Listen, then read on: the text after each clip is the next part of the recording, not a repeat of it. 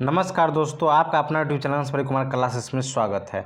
तो चलिए आज हम आप लोग को बीच लेकर आए हैं क्लास 10 का इतिहास, जो कि क्लास 10th का इतिहास होगा। ठीक है, क्लास 10th का इतिहास होगा, इनकी हिस्ट्री होगा और अध्याय 2 होगा। इसका नाम है समाजवाद एवं साम्यवाद। समाजवाद एवं साम्यवाद, इसमें जो है सभी ऑब्जेक्टिव प्रश्न आपको करवाया जाएगा।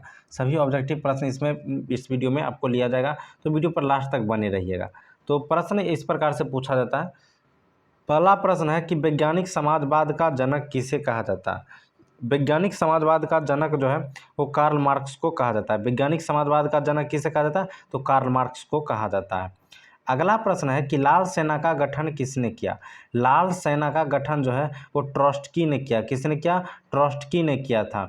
अगला प्रश्न है रूस में कृषक दास प्रथा का अंत कब हुआ। रूस में कृषक दास प्रथा का अंत 1861 ईस्वी में हुआ था। अगला प्रश्न है कि कम्युनिस्ट मैनिफेस्टो का प्रकाशन किस वर्ष हुई थी। तो इसका क्या आंसर हो जाएगा, चलिए वो हम दिखाते हैं। इसका आंसर हो जाएगा 1848 ईस्वी में। 1848 ईस्वी में। अगला प्रश्न है वार एंड पीस की रचना किसने की थी। टॉल्स्टॉय। इसका आंसर क्या हो जाएगा, टॉल्स्टॉय।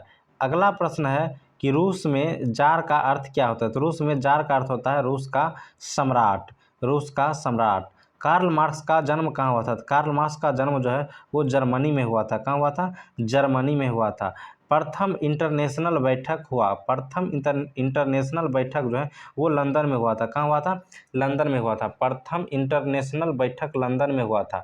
प्रथम इंटरनेशनल की स्थापना किस वर्ष की गई थी। तो प्रथम इंटरनेशनल बैठक जो वो स्थापना 1864 ईस्वी में हुआ था। 1864 ईस्वी में हुआ था। साम्यवादी शासन का पहला प्रयोग कहाँ हुआ था। साम्यवादी शासन का पहला प्रयोग रूस में हुआ था। साम्यवादी शासन का पहला प्रयोग कहाँ हुआ था, तो रूस में हुआ था। अगला प्रश्न है चेका क्या है। चेका क्या है, चेका पुलिस दस्ता है। चेका क्या है, चेका पुलिस दस्ता है। अगला प्रश्न है कि निम्नलिखित में कौन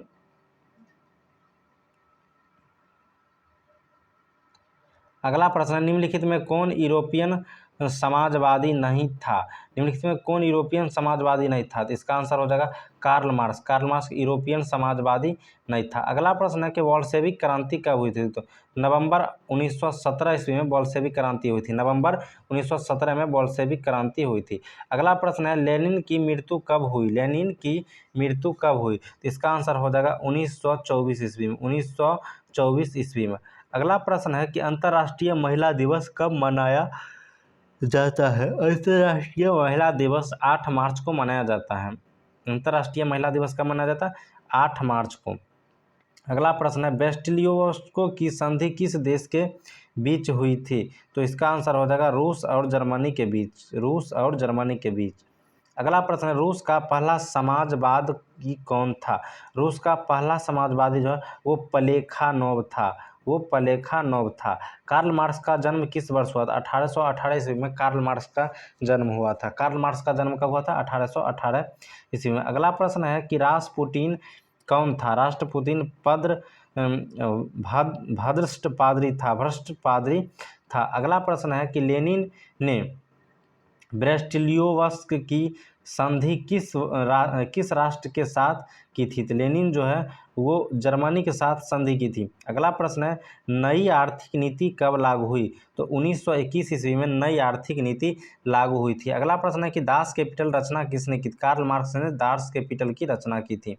अगला प्रश्न है कि समाजवादी दर्शन किस पर बल देता है। समाजवादी दर्शन आर्थिक समानता पर बल देती है। अगला प्रश्न है रूस के सम्राट को क्या कहा जाता है। रूस के सम्राट को जार कहा जाता था।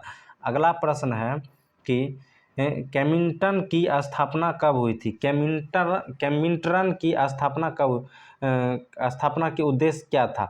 इसका उद्देश्य था क्रांति का प्रचार करना। अगला प्रश्न है मजदूर दिवस कब मनाया जाता है। तो 1 मई को मजदूर दिवस मनाया जाता है। 1 मई को मजदूर दिवस मनाया जाता है। अगला प्रश्न है समाजवादी का बाइबिल किसे कहा जाता है। दास कैपिटल को समाजवादी का बाइबिल कहा जाता है। दास कैपिटल को समाजवादी का बाइबिल कहा जाता है। अगला प्रश्न है कार्ल मार्क्स ने किसके साथ मिलकर कम्युनिस्ट घोषणा पत्र प्रदर्शित किया। तो ये एंजिल्स के साथ मिलकर घोषणा की थे।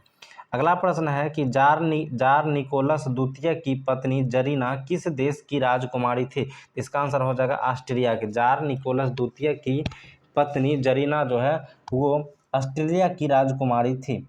अगला प्रश्न है कि फ्रांसीसी समाजवादी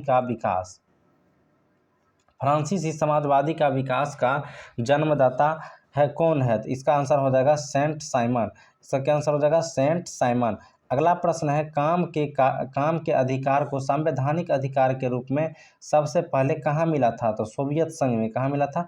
सोवियत संघ में। अगला प्रश्न है कि अप्रैल थीसियस किसने तैयार किया? अप्रैल थीसियस जो है वो लेनिन ने तैयार किया। अप्रैल थीसियस जो है वो लेनिन ने तैयार किया था। अगला प्रश्न है कि 7 नवंबर 1919 के बोल्शेविक क्रांति का नेतृत्व किसने किया था? तो लेनिन ने किया था। किसने किया था? तो लेनिन ने किया था। अगला प्रश्न है माँ उपन्यास के लेखक थे। माँ उपन्यास के लेखक कौन थे? तो गौरगी जो है माँ उपन्यास के लेखक थे। अगला प्रश्न है 1917 की पहली रूसी क्रांति किस नाम से जानी जाती है? तो इसका आंसर हो जाएगा अक्टूबर की क्रांति। अक्टूबर की क्रांति। अगला प्रश्न है कि नवंबर 1917 की रूसी क्रांति के बाद स्थापित सरकार का प्रधान कौन था? तो स्थापित सरकार का प्रधान जो है वो लेनिन था। कौन थे? लेनिन थे। अगला प्रश्न है कि समाजवाद शब्द का प्रयोग पहली बार किस वर्ष किया गया था? समाजवाद शब्द का प्रयोग सबसे पहले 1827 ईस्वी में किया गया था। 1827 ईस्वी में। अगला प्रश्न है चार्टिस्ट आंदोलन कहाँ हुआ था? तो चार्टिस्ट आंदोलन जो वो ब्रिटेन में हुआ था। कहाँ हुआ था? ब्रिटेन में हुआ था।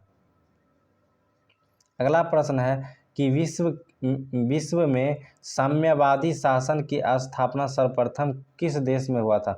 तो रूस में हुआ था। विश्व में साम्यवादी की स्थापना सबसे पहले रूस में हुआ था। अगला प्रश्न है वर्जिन स्वयाल उपन्यास के लेखक कौन थे?